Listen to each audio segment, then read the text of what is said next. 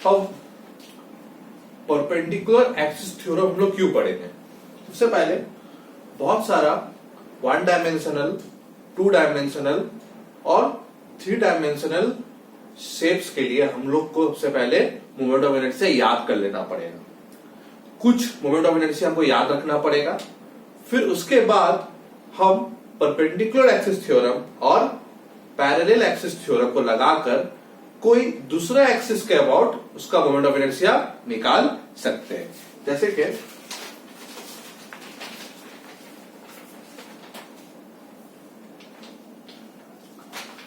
अगर कोई डिस्क है, यह है डिस्क, अगर कोई डिस्क है, ठीक है, सॉलिड डिस्क है, ये पूरा मास है,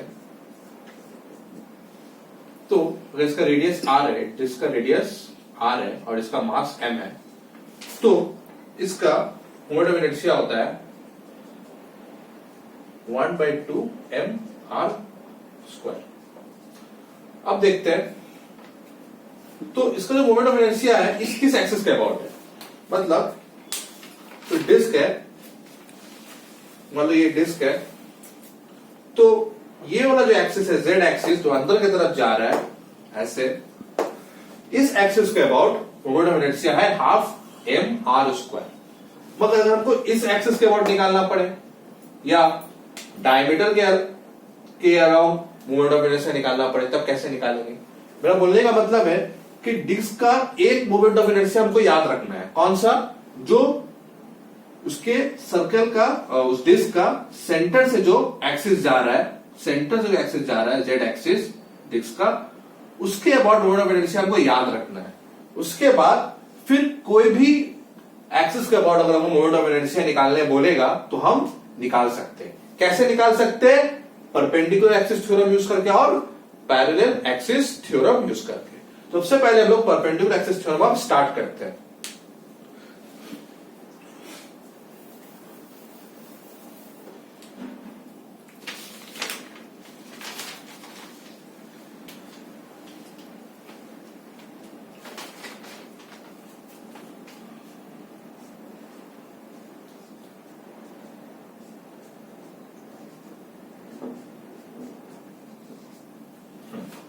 ये परपेंडिकुलर एक्सिस थ्योरम का स्टेटमेंट है। I Z equal to I X plus I Y. Z क्या है, एक्स क्या है, वाई क्या है? एक्स वाई जेड तीनों किसको बता रहा है? एक्सिस को बता रहा है। मतलब एक एक्सिस है जिसका नाम रखा हम एक्स, तो एक्स एक्सिस के अबाउट जो मोमेंट ऑफ इनर्शिया है वो है आई एक्स, और जिस एक्सिस को हम वाई बोला है उस एक्सिस के अबाउट जो मोमेंट ऑफ इनर्शिया है वो आई वाई है। और जेड भी एक एक्सिस है, और z एक्सिस के अबाउट उसी बॉडी का मोमेंट ऑफ इनर्शिया कितना है? आई जेड है। अब हमको इस थ्योरम में क्या क्या चीजों पर ध्यान रखना है वो हम लिखने वाले हैं। सबसे पहला बात कि परपेंडिकुलर एक्सिस थ्योरम जो है वो 2 डायमेंशनल बॉडी के लिए वैलिड है। It is valid for only 2D body. 2D body, 2 dimensional body का मतलब लैमिनर बॉडी के लिए वैलिड है।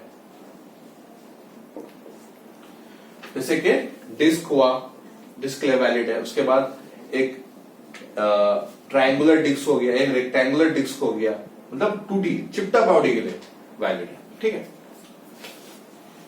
सेकेंड के एक्स और जो वाई एक्सिस है, X and Y axis should be mutually x, y and z. X, y and z. X, y and z should be mutually perpendicular.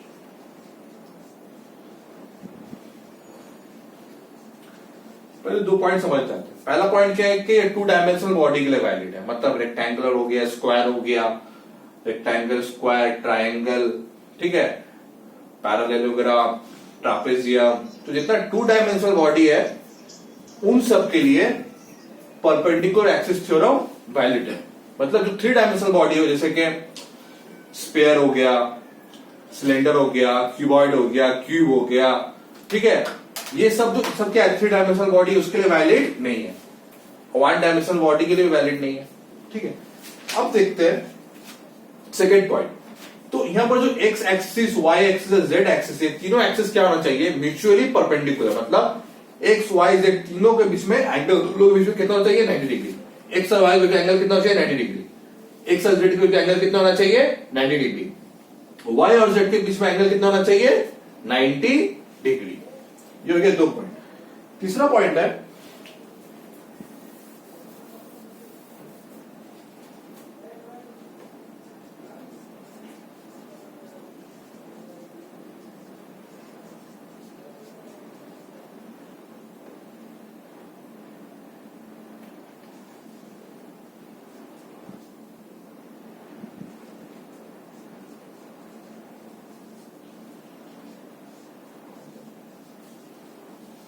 इसका पॉइंट है कि जेड एक्सिस जो रहेगा वो बॉडी के परपेंडिकुलर होगा। मतलब अगर ये मेरा बॉडी है, ये मेरा बॉडी है, तो जेड एक्सिस यहां पर कौन सा होगा, ये होगा जेड एक्सिस जो बॉडी के ऊपर परपेंडिकुलर है। अगर ऐसे बॉडी को रख देते हैं, इसका मोड अब इनसे निकाल रहे हैं, तो जेड एक्सिस कौन सा होगा, ये होगा जेड एक्सिस जो बॉडी के परपेंडिकुलर है।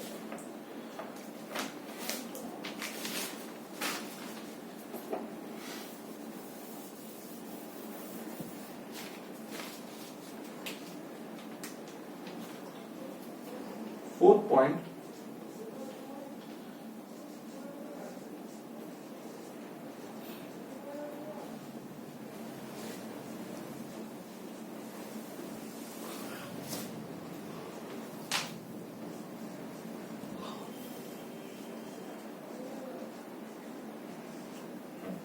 फोर्थ पॉइंट है कि एक्स एंड वाई एक्सिस जो होगा वो बॉडी के प्लेन में होगा। मतलब अगर ये बॉडी है तो एक्स और वाई एक्सिस क्या होगा, इसके ऊपर ही होगा। ये एक्स एक्सिस ले लेते हैं, इसको वाई एक्सिस ले लेते हैं। मतलब एक्स और वाई एक्सिस जो करेगा वो बॉडी को सरफेस पे भी, बॉडी के सरफेस में ही लाई करेगा, एक्स एंड वाई एक्सिस। और जेड एक्सिस होगा वो बॉडी के परपेंडिकुलर होगा, ठीक है। अगर ऐसे करते हैं तो ये हो गया परपेंडिकुलर एक्सिस हो गया, और एक्स और वाई एक्सिस क्या होगा, बॉडी के ऊपर ही लाई करेगा। बॉडी जिस प्लेन में है उसी प्लेन में एक्स एंड वाई एक्सिस होगा, मगर बॉडी जिस प्लेन में उसके 90 डिग्री में होगा Z axis.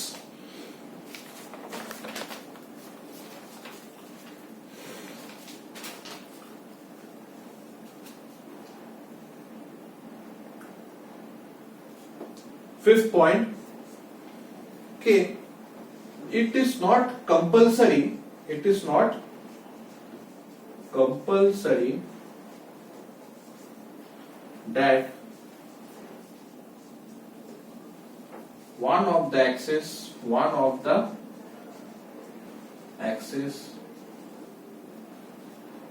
should pass through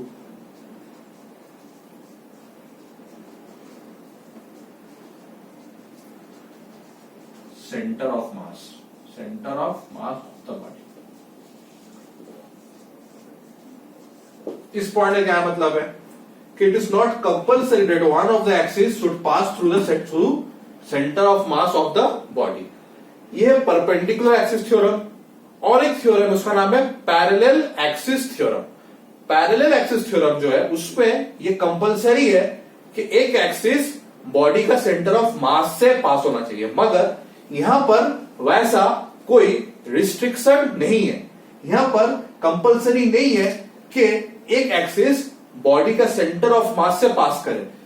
Z axis, X axis, Y axis, तीनों एक्सिस बॉडी का सेंटर ऑफ मास से पास ना करे, कोई प्रॉब्लम नहीं है, ये थ्योरम हम लोग अप्लाई कर सकते हैं। मगर जब पैरेलल एक्सिस थ्योरम पढ़ेंगे या जब पैरेलल एक्सिस थ्योरम अप्लाई करेंगे उस वक्त ये कंपल्सरी होगा कि एक एक्सिस बॉडी का सेंटर ऑफ मास